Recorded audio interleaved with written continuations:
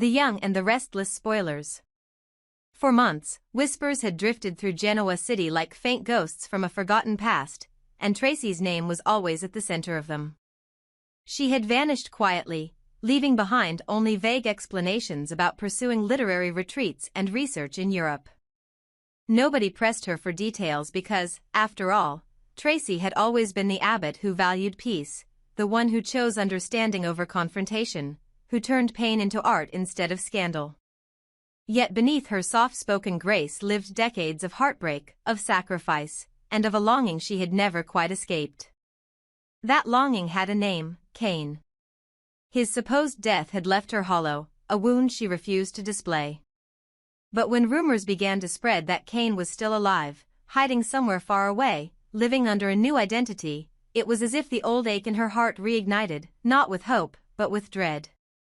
For Traci, every return from the dead in Genoa City came with consequences, and the thought of confronting him again brought more fear than comfort. Now, months later, word has surfaced that Traci is not only alive and well in Nice, France, but that she has arrived with a child, a quiet, serious boy of about 7, whose features resemble both innocence and something hauntingly familiar. The people who spotted them described the way she held his hand protectively, how she seemed both proud and terrified. No official statement has been made about who the boy is, and Traci has refused interviews or family contact, leaving even Jack, Ashley, and Billy in bewilderment. The whispers grew louder. Was the child hers? And if so, who was the father?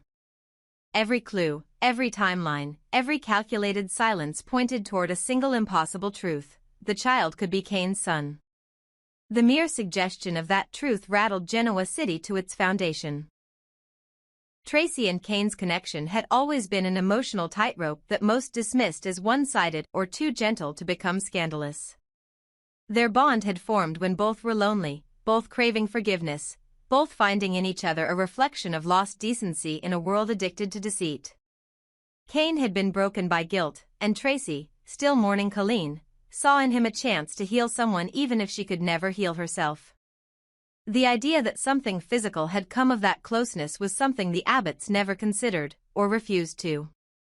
Now, with the rumor that a boy existed, a living embodiment of their hidden past, everything changed. It forced everyone to ask, what had really happened before Cane's disappearance? There had been nights years ago, when Cane and Traci spent long hours together, far away from prying eyes, supposedly writing or volunteering. Those who knew them remember their warmth, their tenderness, but also the sadness in Traci's gaze whenever his name was mentioned afterward. Perhaps there had been a brief moment when loneliness overpowered restraint, when two wounded souls reached for each other in the dark, seeking connection, not consequence. And if that single night of weakness had resulted in life, it would explain everything: her silence, her retreat, her sudden decision to travel abroad soon after Cane was presumed dead. She would have carried that secret in solitude, raising the child in anonymity rather than expose him to the chaos of the abbot or chancellor legacies. But secrets have expiration dates, especially in a world where power, reputation, and bloodlines rule. The news of her arrival in Nice was not accidental. Someone leaked it, perhaps intentionally, perhaps cruelly. Maybe it was Cane himself, resurfaced and determined to reclaim a part of his past. Or maybe it was someone from the abbot circle who discovered the truth and sought to force Traci home through exposure. Either way, the moment she set foot in Nice, the illusion of safety began to crumble. Cameras captured fleeting images of her at the promenade, the boy beside her, his dark eyes curious, his expression guarded. She shielded him from the flashes, her hand trembling ever so slightly, aware that this was the beginning of something she could no longer control. For the abbots, this was not just another scandal, it was a moral reckoning.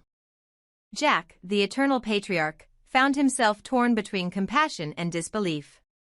Ashley worried about the family reputation, fearing that Traci's revelation could jeopardize their legacy at Jabot and reignite dormant rivalries.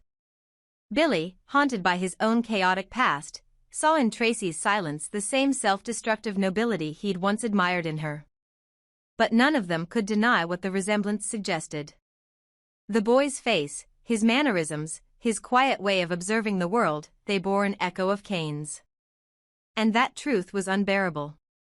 Cane's supposed death had never been entirely clear.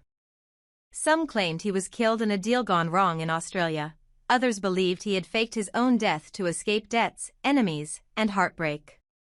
If Traci had found him during those lost years, if she had kept his secret in exchange for her own, it would mean that she had lived in the shadow of a double deception, protecting the father of her child from both the law and the ghosts of his past. The gravity of that sacrifice explained why she withdrew from Genoa City altogether, leaving her family confused but not suspicious. Now, with her reappearance, that sacrifice seemed to have reached its limit. In Nice, everything feels fragile. The Mediterranean sun cannot warm the chill that clings to Traci's spirit. She walks the quiet streets with her son, perhaps named after someone she once loved, and watches the world move effortlessly while her own world stands still. She knows that sooner or later, someone from her family will find her. She knows that the truth, once whispered, becomes impossible to silence. Every night she locks the door, afraid that Cane might be out there, not as the ghost she once mourned but as a living man ready to reclaim what he believes is his. Her love for the boy is absolute, but she fears that once the truth is known, he will be pulled into the vortex of lies that has consumed every generation of the abbots and chancellors before him. In Genoa City, speculation turns venomous. Some accuse Traci of moral hypocrisy. The woman who always preached compassion had deceived her entire family. Others paint her as a tragic heroine, punished for protecting innocence in a world that rewards deceit. The media sensationalizes every rumor, and the family's PR machine can barely contain the story. Behind closed doors, the abbots argue about damage control, but privately, they mourn what this revelation might do to Traci herself. For decades, she had been the family's heart, the one who forgave, who understood, who held them together when everyone else was busy tearing each other apart. Now, she stood to become their greatest scandal. If Cane is alive, his reappearance will ignite a storm beyond redemption. He could use the child as leverage, or worse, as revenge. Cane had always existed in the gray area between good and evil, a man of charm and deceit, love and betrayal. If he discovers that he has a son, his instincts may shift from guilt to entitlement. And if Traci once loved him enough to protect him, she may now have to summon the strength to protect the child from him.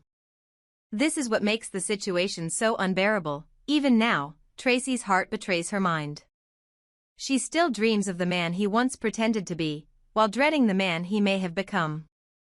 In the quiet corners of Nice, Traci begins writing again, perhaps out of habit, perhaps as confession. Her manuscripts are filled with metaphors of storms, of broken clocks, of women who hide their children from the past. Every word bleeds with memory. The boy often asks her why they move so often, why they cannot visit the place called Genoa City she sometimes mentions in her sleep. She tells him that it is far away, a city of ghosts, where truth and lies share the same house. She knows the day will come when she cannot keep him from asking the one question that will shatter their fragile peace: who is my father? When that day arrives, everything will unravel.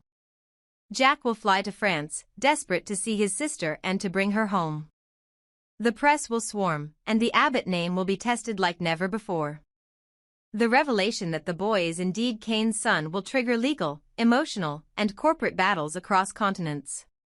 Lily, Cane's former wife, will demand answers, and Devon, always protective of family integrity, will question whether Traci's silence robbed them all of truth. But the person most broken will be Traci herself, not because the world discovers her secret, but because she will finally have to face the price of loving someone who never truly belonged to her. In the end, Nice will become both her sanctuary and her prison.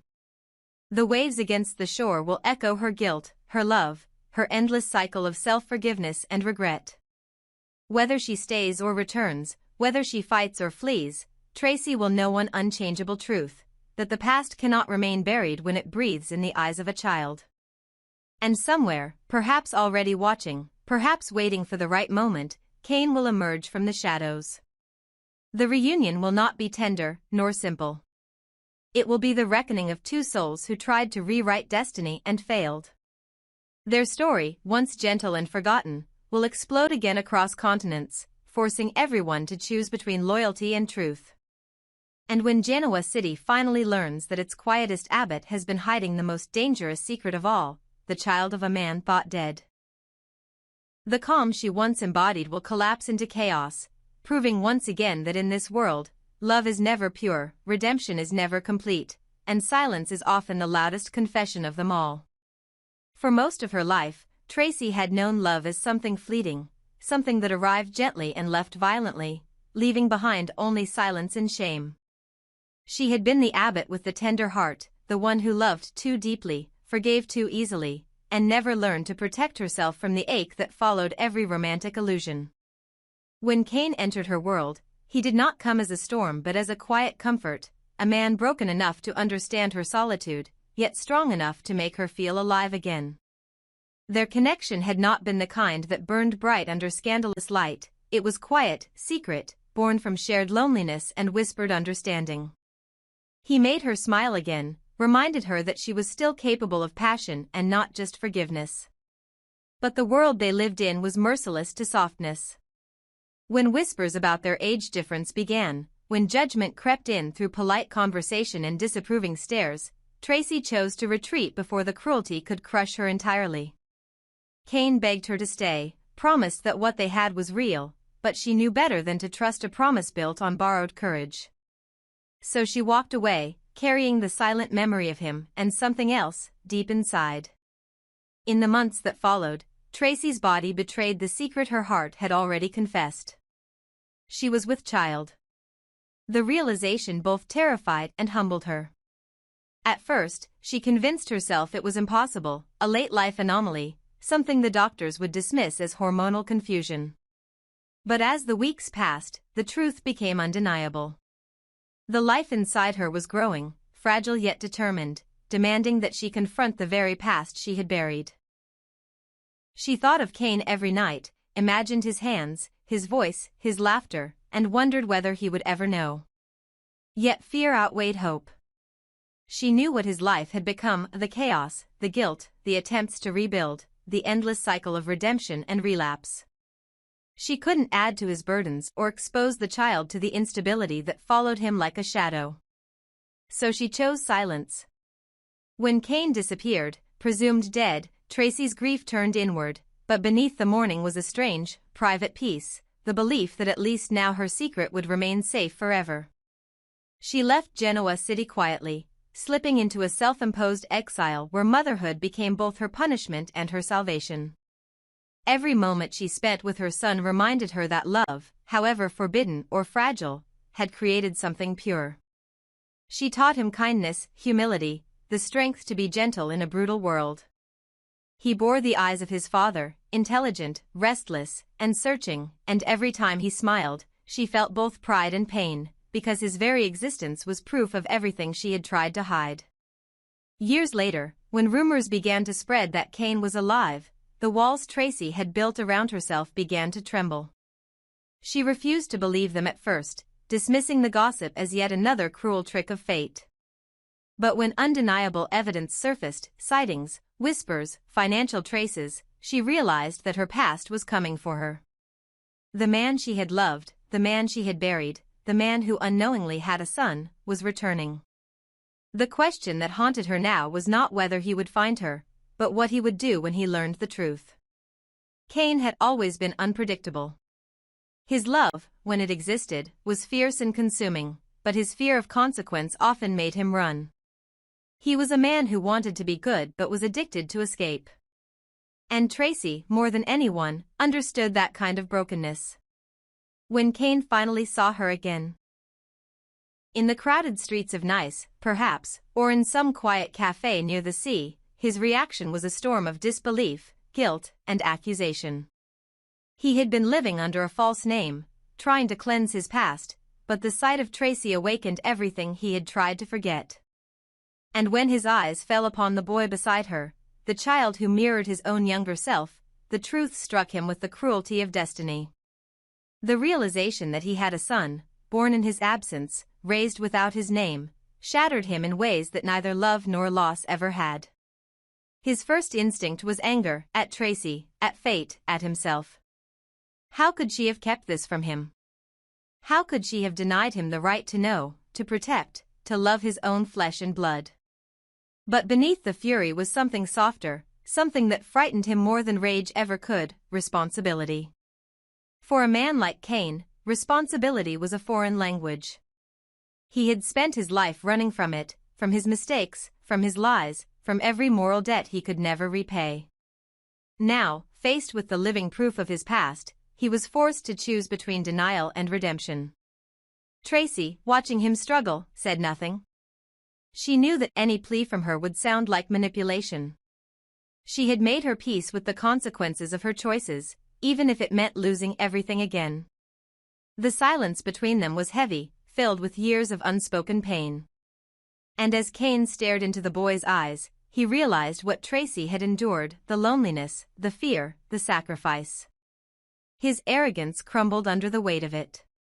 But redemption does not come easily to those who have already betrayed love.